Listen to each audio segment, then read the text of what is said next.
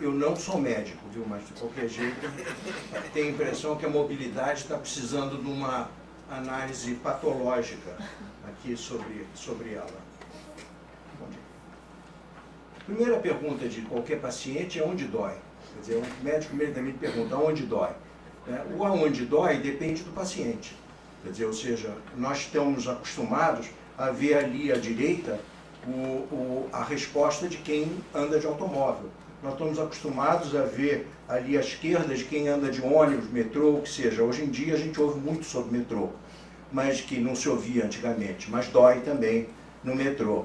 Agora, a gente não ouve, por exemplo, e aqui foi mencionado esse fato, o pessoal da imobilidade, né? Quer dizer, a imobilidade, eu queria acrescentar um dado aqui em São Paulo, se você focar a imobilidade daqueles que estão desempregados, ela é mais de 80%, o que significa, inclusive, que ele não consegue procurar emprego. Então, é um círculo vicioso, curioso nesse fato. E realmente, a questão da mobilidade é aquela que se falou mesmo, por exemplo, e nesse caso, nem que a padaria ele vai, porque ele não tem como pagar a padaria. Então, a mobilidade, portanto, é um conceito curioso. Nós vamos focar aqui o convencional, quer dizer, nós estamos falando sobre a mobilidade daqueles que têm alguma possibilidade e desejo de se mover, e não todas as outras pessoas.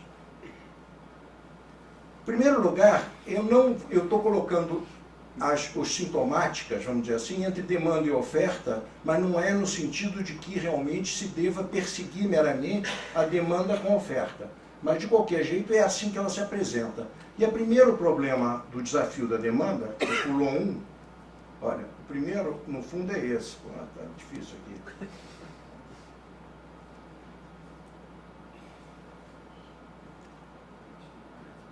Eu pedi para não colocar vírus na apresentação do plano.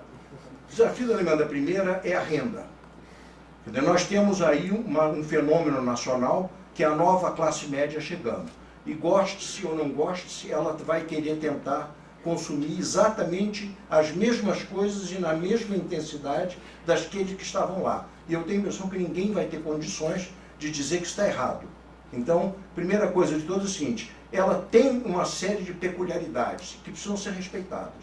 E eu estive estudando isso há pouco, exatamente as peculiaridades da classe C, mas uma das coisas que ela não é peculiar é que ela aspira a exatamente a mesma casa e o mesmo automóvel da classe A. Nas outras coisas ela tem até umas peculiaridades, mas nisso ela é absolutamente igual. E é nesse sentido que ela apresenta uma ameaça à mobilidade. Segundo lugar, é a motorização. A motorização é um fenômeno nacional, onde o governo local, que tem que prover a mobilidade, tem muito pouco influência sobre ela. E, ao contrário, embora eu concorde com o problema de que comprar carro, mas não usar, mas isso é um pouco difícil porque as cidades estão construídas para serem usufruídas de carro. Então, agora, o problema é mais a longo prazo. A longo prazo, se a gente mexer nos fatores, a gente pode chegar até a gerar cidades menos favoráveis ao carro. Mas hoje, nossas cidades são favoráveis ao carro. E, principalmente, para aqueles que têm algum dinheiro para consumir. E lembre-se do que eu falei no slide anterior, a classe C vem aí com dinheiro para consumir. E se ela quiser consumir, ela tem que ter carro, senão ela não consegue consumir facilmente. A terceira coisa do desafio da demanda é o próprio mercado de transporte público. Quer dizer, ele é um mercado que tem muito para expandir, foi falado aqui já no 1,8 e 2, está aí novamente. Quer dizer, ou seja, se nós imaginamos que o país vai continuar a progredir e a renda vai continuar a crescer, esse número ainda vai crescer muito. Então, nós não estamos falando sobre aquele mercado de dizer assim, não se preocupa não, porque ele vai embora. Essa onda vai embora. A onda vai crescer muito. Não é pouco, não. 50% ainda aqui no Brasil usa transporte público, em torno disso. Né? Em São Paulo é até um pouco mais. Né? Na Europa é 25%, nos Estados Unidos é 3%. A questão no Brasil não é prioritariamente a conquista de quem já está no carro. É a manutenção de quem está no transporte público. Ou seja, nós já estamos muito acima de uma média mundial e, portanto, isso também deve ser levado em consideração na hora da nossa estratégia. A gente costuma falar que as coisas estão sendo feitas para tirar uma pessoa do carro. No Brasil, o nosso problema é manter alguém fora do carro. Quer dizer, não é tirar, não, é manter. Bom, Desafios da demanda, nós temos uma dispersão urbana. As cidades se dispersam, elas se dispersam inclusive em função do carro, elas se dispersam para tornar as coisas mais cômodas para quem tem carro, elas estimulam as pessoas a terem que ter carro, e uma série de coisas acontecem. O transporte precisa ser mais flexível nas nossas cidades futuras, porque elas são cidades cada vez mais moldadas pelo automóvel. E o transporte público tem uma outra lógica. E a pergunta fica o seguinte: quando a gente percorre ou a gente persegue a demanda, nós geramos a demanda? Será que a gente não gera geograficamente a demanda? Quando aqui em São Paulo a gente põe uma linha de metrô, uma linha de trem, um corredor de ônibus, uma via leste, uma radial leste, etc., todo trazendo o pessoal da zona leste para o centro da cidade, quando a maioria das pessoas não está indo para o centro da cidade, nós acabamos de gerar um corredor denso. Então, muitas vezes, nós não estamos realmente, de fato, atendendo um corredor denso. Nós estamos criando um corredor denso. Da mesma forma que quando a gente drena um pântano, aonde a gente fizer a vala, vai ficar cheio de água. Então, quer dizer, é preciso tomar cuidado com o problema da dispersão urbana. No lado do desafio da oferta, existem várias coisas estruturais. Quando a gente fala que o centro deve preferir o transporte público, o grande problema é que o transporte público, que não é o metrô, aquele que não é o metrô, ele está engarrafado igual ao carro. E aí você prefere ficar engarrafado dentro de um ônibus ou você prefere ficar engarrafado dentro de um carro? Portanto, é um pouco difícil essa questão. Quer dizer, a oferta não basta oferecer, você tem que oferecer alguma coisa que faça uma diferença substancial. Por isso é que se fala em BRT, se fala em uma série de coisas. Ou seja, não é questão de mais ônibus, não é questão de mais ônibus, é ônibus de qualidade, ônibus que tenha um diferencial. Já foi falado aqui sobre o problema de que nós temos uma tendência muito forte, eu tenho uma irritação grande quando chega alguém para mim da imprensa e pergunta assim, e a fluidez do trânsito? Quer dizer, a fluidez do trânsito, a vontade que eu tenho de dizer de volta, e às vezes eu disse alguma coisa parecida, felizmente quando eu não estava no governo, era o seguinte: eu não me importo a fluidez do trânsito, estou pouco me ligando para a fluidez do trânsito. Ou seja, eu não estou preocupado com veículos, eu estou preocupado com pessoas. E a maior parte das pessoas não estão dentro dos veículos. Portanto, a fluidez do trânsito é irrelevante, contanto que eu consiga dar fluidez ao trânsito de transporte de passageiros. Então, essa é uma questão importante no desafio da oferta. A outra coisa é qual é a estratégia. Nós estamos tendo hoje uma estratégia de investimentos desiguais. Nós estamos um pouco dentro daquela situação em que a gente tem o irmão mais velho reclamando que ele não tem a ajuda dos irmãos mais novos, e a providência do casal é ter mais filhos, o que vai dar meramente mais encargos, porque vai demorar muito para eles crescerem. Então ele vai continuar sendo mais velho, ele vai continuar tendo que arcar. Isso está acontecendo quando você vê agora o problema que o metrô está enfrentando. O metrô está ameaçado, gente. O único investimento que teve total acolhida do público, que eu vivi esse processo, está ameaçado. Não estou exagerando, ele está ameaçado. Em breve ele poderá ser o que era antigamente o trem de subúrbio, quer dizer, odiado e detestado. Né? E ele está sendo ameaçado porque está havendo uma transferência meramente do transporte coletivo pior, que não foi melhorado, para o transporte coletivo melhor, que está sendo melhorado. E isso eu deixo bem claro, que aqui em São Paulo significa o seguinte: não há mais nada que o Estado de São Paulo possa fazer em relação a metrô e trem. Ou seja, não é possível mais o Estado construir mais trem e mais metrô do que está construindo. Então a pergunta fica enorme: mas então onde está o erro? Quer dizer, se investe tanto no metrô e não se consegue resolver o problema, e a outra coisa que me irrita é a cidade do México com seus 300 quilômetros, que todo mundo reclama, e que tem um trânsito pior que São Paulo, é uma lógica que não consegue fechar na minha cabeça. Quer dizer, São Paulo deveria ter 300 quilômetros, porque o México tem. Mas o México resolveu, o problema não é pior. Então, por que eu vou ter 300 quilômetros de metrô? Quer dizer, está faltando alguma coisa no México e em São Paulo. Nós vamos chegar lá. Nós estamos fazendo tudo para liberar espaço na rua. Mas liberar espaço para a rua para quem? É meramente liberar espaço na rua, para o trânsito, para a fluidez do trânsito, sem discriminar esse trânsito. desafio da oferta também é o seguinte: o transporte de qualidade, todo o transporte de qualidade é subsidiado. Todo. Não conheço um exemplo de um transporte de qualidade que não seja subsidiado. O mais subsidiado de todos é o automóvel. E é o preferido. Será que não dá para começar a ter uma correlação aí, não? Quer dizer, se eu subsidio um determinado meio de transporte, se eu favoreço ele, se eu protejo ele, se eu faço uma série de coisas, ele vai se tornar o preferido, né? Mas para ter qualidade, ele precisa ser subsidiado. E uma coisa que a gente tem que lembrar é que esse veículo ali em cima, com certeza não tem aquele desenho, porque isso é necessário para ele realizar a sua função de transporte. Com certeza. Mas com certeza é o principal fator de sucesso dele. Então, transporte não apenas transporta. Isso é visão de intelectual, de transporte, ou de tecnocrático. Transporte é para transportar, isso é para carga. Transporte é para fazer um monte de coisa, inclusive afirmação social, aceitação, de ter acesso a uma roupa.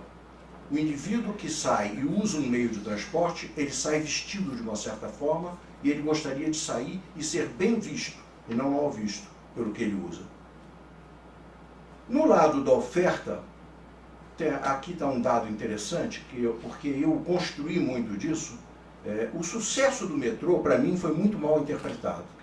Não foi bem compreendido. Ficou uma sensação assim, o metrô, bom é o metrô. Não, bom é um transporte público que tem recursos ilimitados, bom projeto, realiza tudo que for necessário para ele ser bom e tem todo o apoio para se organizar e operar isso tudo bem e mantém isso, ainda por cima. Isso é que é bom.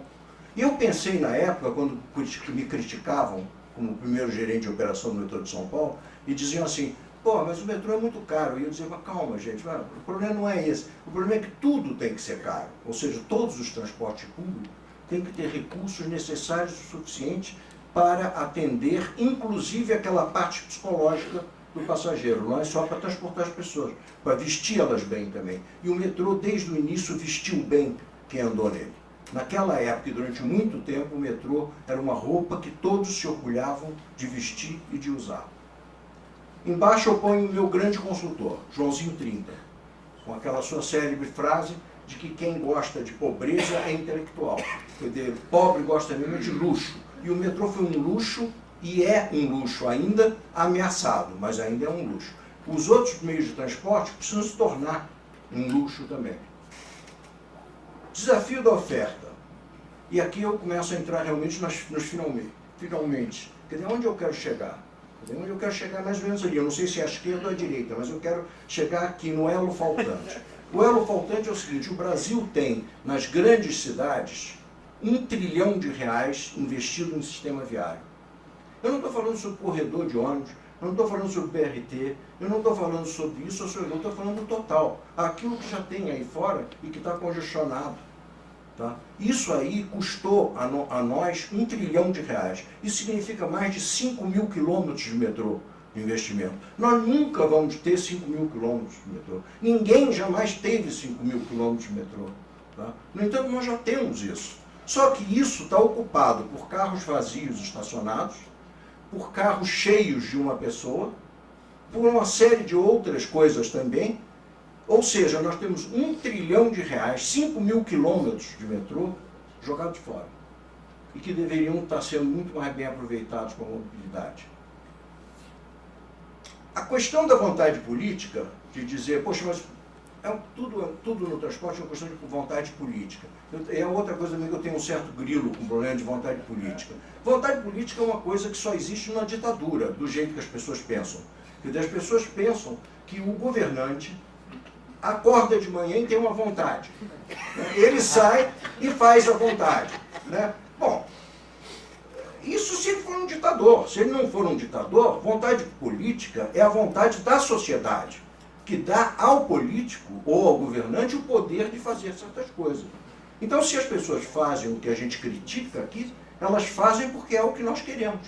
Ou pelo menos é o que nós expressamos, ou pelo menos é o que o poder político expressa a elas. Então isso é uma coisa que a gente tem que tomar cuidado. Muitas das coisas que a gente devia ser assim, devia ser assado, O governo não faz isso, o governo não faz aquilo, o governo não faz isso nem aquilo, porque não tem a possibilidade, porque as pessoas são contra. Ou não são a favor. Tratamento. Vamos botar iniciar a parte de terapia ocupacional do fato. A farmacopeia? A farmacopeia é maravilhosa. O que é aquela pílula azul? Aquela azul, não sei que eu ainda não tomo. As outras coisas eu não tomo. Eu tomo. Primeira coisa, na clínica psiquiátrica, na parte de clínica psiquiátrica, é preciso abandonar ilusões.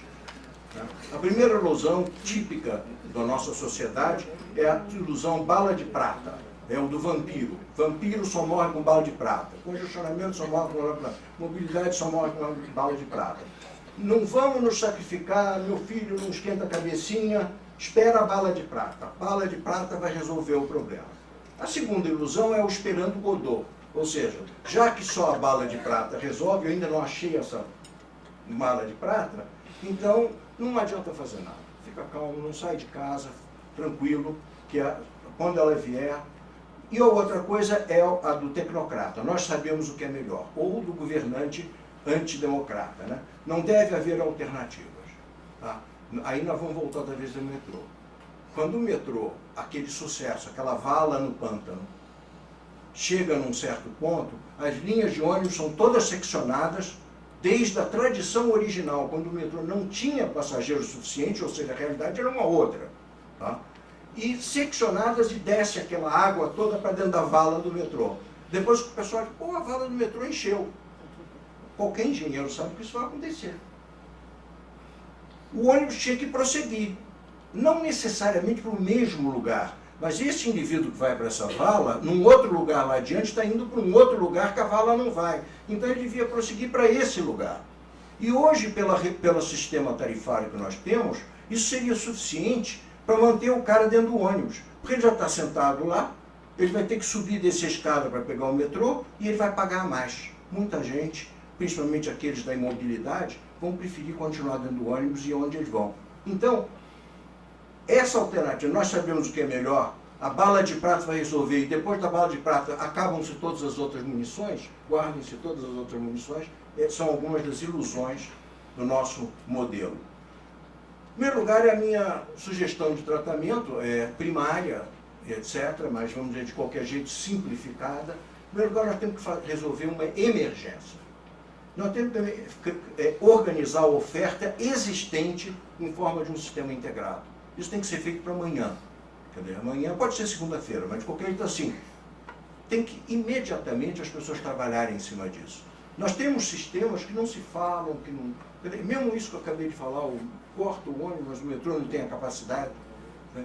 Cria-se um bilhete de sei lá o quê, mas depois o outro não tem condições de atender aquilo, vende-se mais ingressos do que o cinema tem cadeiras.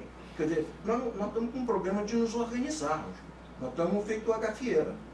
A outra coisa, racionalizar as partes como existem. Como existem. É isso aí, vamos racionalizar. Racionalizar as linhas de ônibus, racionalizar a entrada e saída, enfim. Estabelecer redundâncias e opções para poder distribuir. Quer dizer, nós temos que pegar os ombros de todo mundo que está aí na mobilidade e distribuir esses ombros. Nós temos que colocar peso em cima de todo mundo. O ônibus tem que carregar o peso dele, o metrô tem que carregar o peso dele. Tá? Proteger o metrô e o trem enquanto se expandem.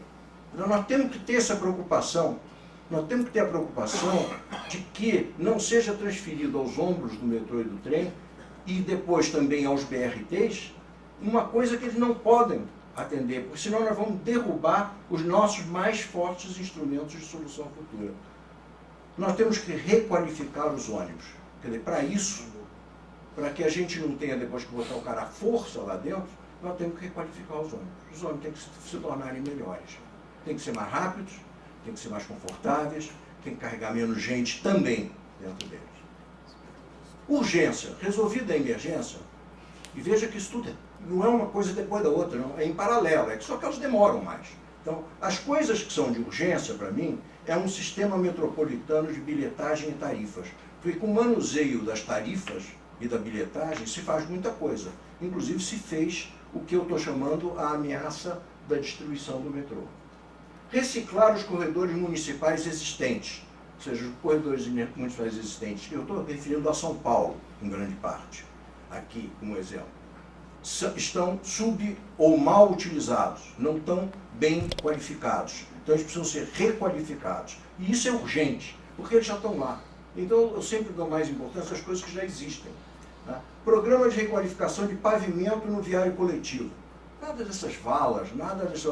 O pavimento do coletivo, pelo menos, tem que ser um pavimento que nós temos que ir atrás e resolver as questões dele, porque ele é uma das maiores influências na baixa velocidade dos ônibus.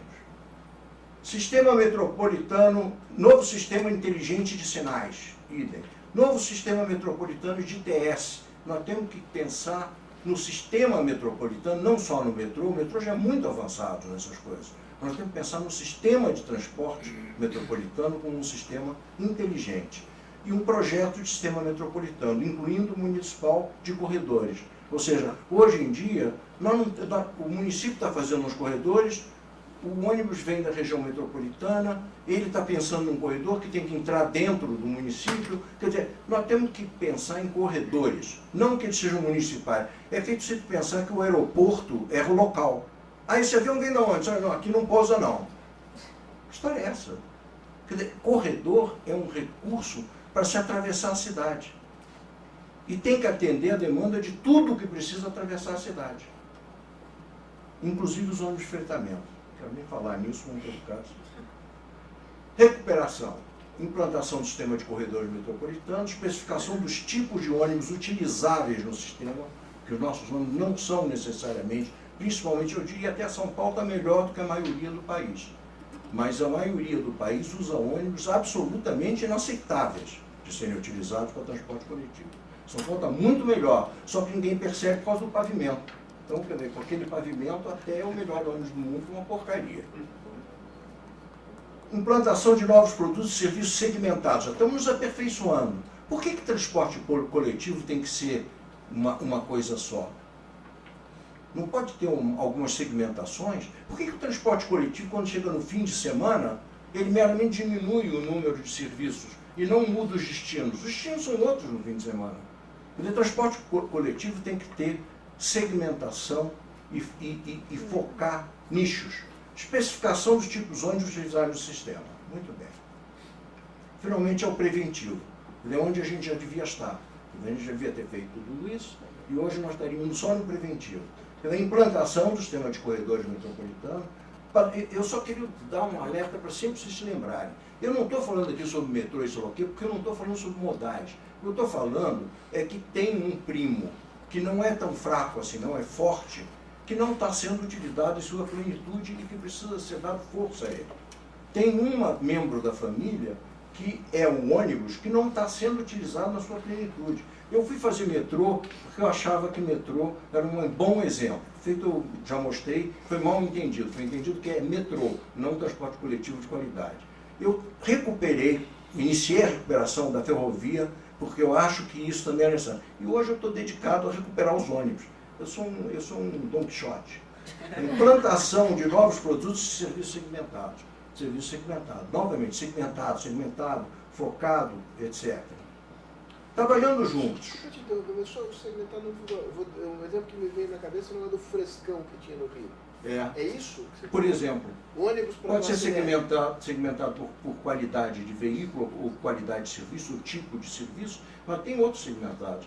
Por exemplo, você tem um pessoal jovem que vai para a balada e que você poderia ter vans Corujão. O pessoal de Francisco Morato, que eu conheço bem, Franco da Rocha e tudo mais, as meninas ficam em casa no fim de semana sem os rapazes. Os rapazes têm mais liberdade, vêm para Lapa. Tá? E elas ficam lá, porque não tem. E eles dormem na rua, porque não tem condução de volta. Mas eles são rapazes, podem fazer isso. Elas não fazem. Tá? Esse é o tipo de reclamação que existe na nossa cidade. Então, segmentar também significa atender peculiaridades e nichos. A gente é contra as vans, mas se as vans fossem conduzidas a atendimento de certos nichos, elas são perfeitamente válidas. Não é complemento de transporte coletivo de massa, não. Elas deveriam ser orientadas para se fazerem serviços de nicho. Bom. O problema do estacionamento no Teatro Municipal de São Paulo.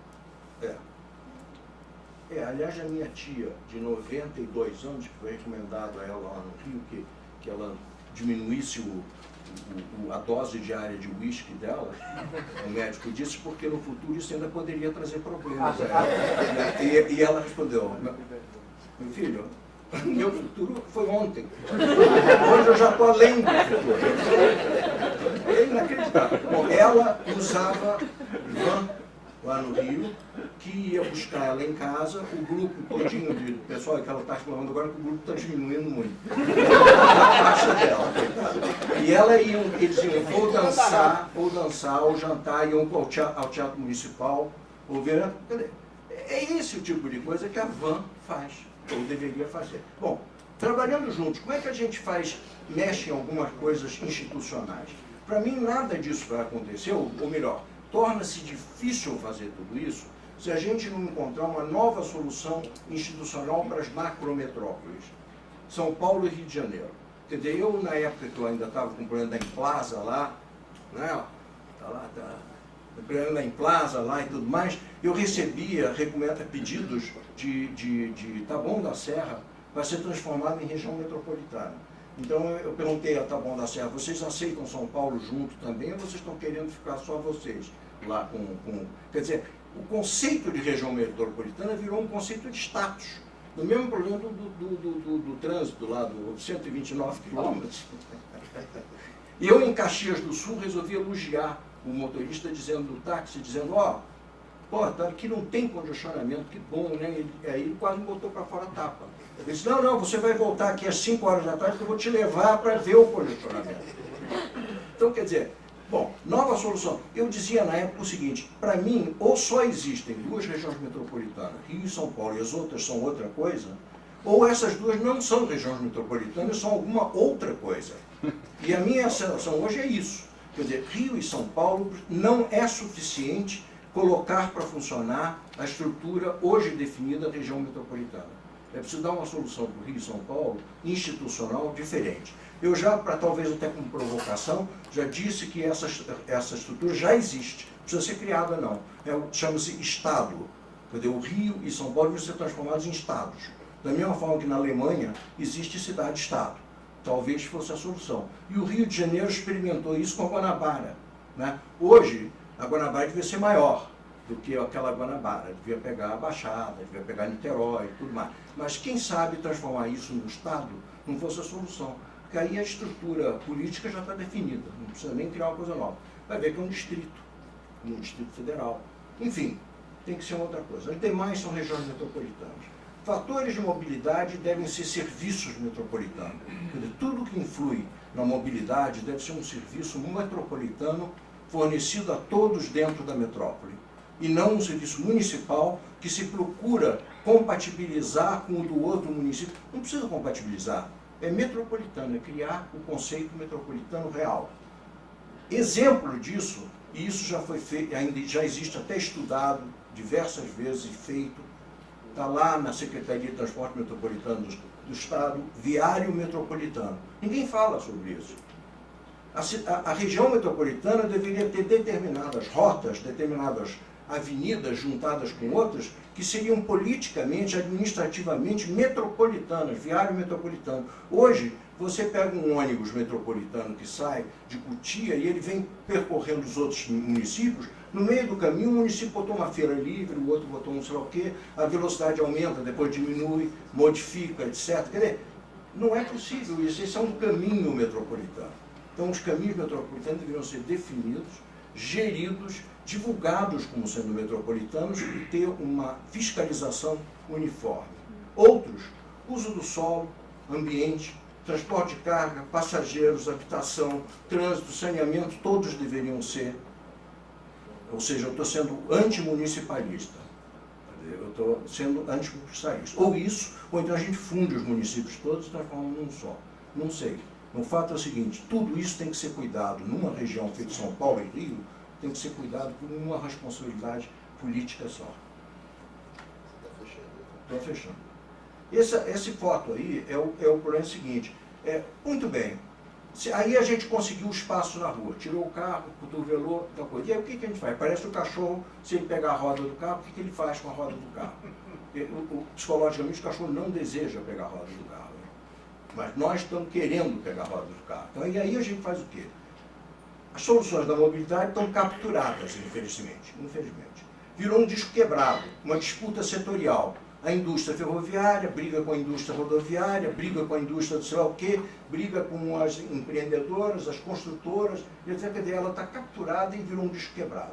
Ônibus e carros substituíram o bonde. Entendeu? O bonde foi dado um chega para lá na rua pelo ônibus e pelo carro. E agora, o trilho e o carro estão dando um chega para lá no ônibus. É essa a solução? A solução será essa? Quando é que nós vamos ter um bom transporte público? Não estou interessado, não vou saltar e ver se lá embaixo tem ferro ou tem pneu, ou seja, só quero que ele seja bom. Se pegarmos o espaço na rua, o que é que nós vamos fazer? O BRT na rua, agora é óbvio, está começando a se tornar uma obviedade. Mas eu vou dar rapidinho dois exemplos enriquecedores da coisa. Primeiro, novo, o BRS do Rio, quer dizer, que resolveu em grande parte, com uma singeleza absoluta, o problema, pelo menos de Copacabana e Leblon, Ipanema, singelamente, fazendo uma coisa que São Paulo fez parcialmente, que foi a criação de corredores, só que lá eles funcionam. Lá as pessoas ficam fora, realmente, a coisa funciona, tem ultrapassagem, tem 2 faixas, etc. Olha que coisa singela. Olha aquilo que eu falei, 1 trilhão sendo usado. O centro agora tem. O centro também, mas eu digo, lá é mais difícil, realmente. Lá talvez esteja esticando demais o modelo, mas ali em Ipanema Leblon foi perfeito.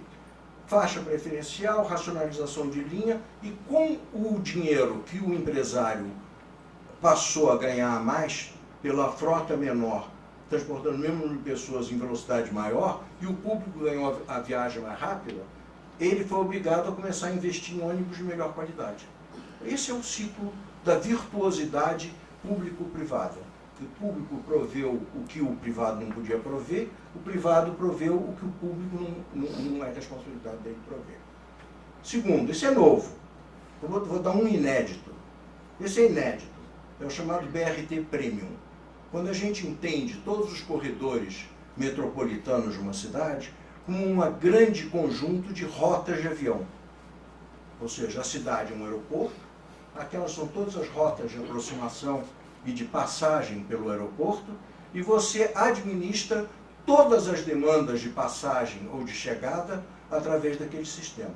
Então você tem ônibus rodoviários chegando sem enfrentar congestionamentos da Dutra ou da Ayrton Senna, do que seja, chegando não a uma rodoviária, mas dentro da malha urbana, como os ônibus de sucesso hoje estão fazendo nos Estados Unidos e em outros lugares, que estão saindo das rodoviárias, indo para dentro da malha urbana, saindo de Nova York, de dentro de Manhattan, não a da rodoviária, de hotel, indo para Boston para chegar Esses são os ônibus de sucesso. Os outros estão morrendo, esses são os de sucesso. Operar os ônibus metropolitanos, de tal forma que você possa usar um rodoanel e entrar aonde for o lugar certo para entrar na cidade. Tá? Enfim, o BRT é entendido não como uma imitação de metrô, que essa é uma das coisas que eu acho que é necessário existir uma solução como o BRT para poder solucionar problemas do tipo metrô. Mas o ônibus é um veículo que tem suas próprias peculiaridades e riquezas e que precisa ser explorado nelas. E a principal peculiaridade e riqueza dele é a flexibilidade. Essa é a principal e precisa ser vista. E, finalmente, para concluir, eu vou dizer o seguinte: o que é um ônibus de qualidade? Que tal somente sentado, bancos estofados, suspensão de qualidade, climatização, Wi-Fi e comunicação, baixo ruído e propulsão ecológica? Suficiente? Será que esse ônibus é de qualidade? Com mais um piso de qualidade? O ônibus não é para andar em pé. Isso é uma coisa que ainda não se entendeu também. O ônibus não é para andar em pé. Alguém já comprou um carro que tivesse lugar para andar em pé atrás? O ônibus é um carro. Portanto, o ônibus não é para andar em pé. O ônibus é para andar todo mundo sentadinho. O ônibus é o transporte de luxo em baixa demanda, em menor demanda. O transporte de alta demanda, que as pessoas podem viajar em pé, é o metrô e o trem, porque eles são feitos assim. A via não sacoleja tanto, a frenagem é mais uniforme E o investimento é tão grande naquele espacinho dele, que precisa ter máximo aproveitamento na hora do pico. Mas o ônibus não é assim. O ônibus é um carro grande, é um carro racionalizado. E por isso ele deve ser uma coisa completamente diferente. Quando a gente conseguir isso, nós vamos ter, mesmo que não, o resto todo não aconteça, se isso acontecer, as pessoas vão voltar para o ônibus, de livre e espontânea vontade. Única bala de prata, finalíssimo. Única bala de prata, espaço para transporte público de qualidade. Chega para lá e põe. Não importa. E o trânsito? Vai ficar? E o trânsito é esse. Porque lá é uma outra coisa. É estacionamento. Isso aqui é o trânsito. Sistema de transporte, não modais, não metrô, BRT, sistema de transporte. Tá? E gestão conjunta da oferta e dos formadores da demanda, aquilo que eu chamei região metropolitana ou o que seja. Então, basicamente, o cliente pode ser que esteja curado.